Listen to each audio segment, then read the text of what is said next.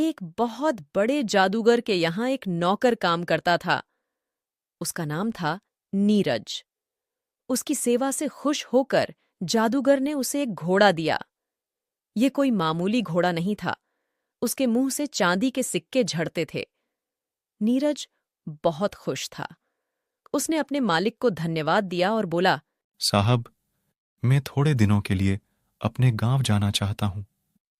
यह घोड़ा मैं अपने पिताजी के पास छोड़कर आऊंगा। वे अब बहुत बूढ़े हो गए हैं।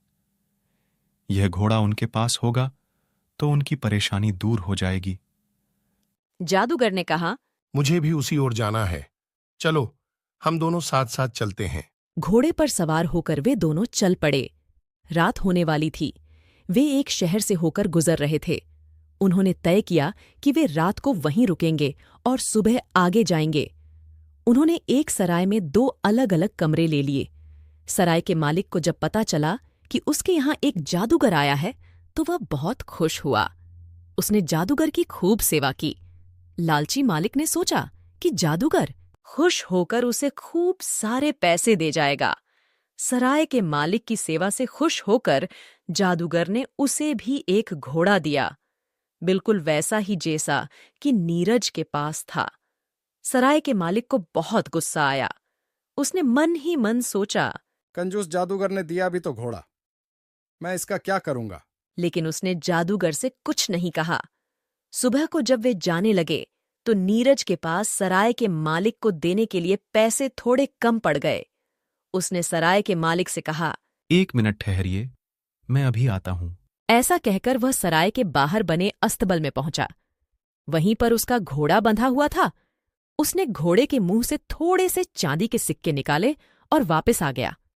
सराय का मालिक नीरज का पीछा कर रहा था। उसने जब जादुई घोड़े को देखा तो उसे लालच आ गया। उसने नीरज के घोड़े को अपने घोड़े से बदल दिया। नीरज को घोड़ों का अंतर पता नहीं चला।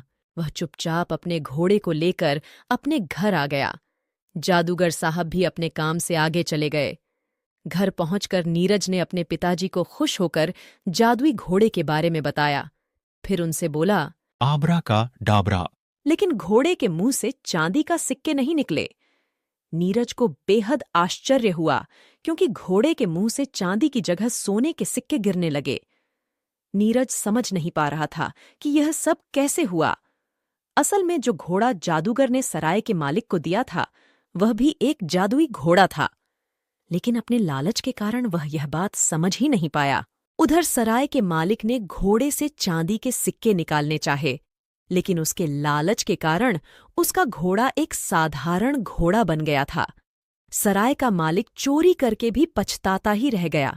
दूसरी ओर नीरज और उसके पिता अपने नए घोड़े के साथ खुश थे।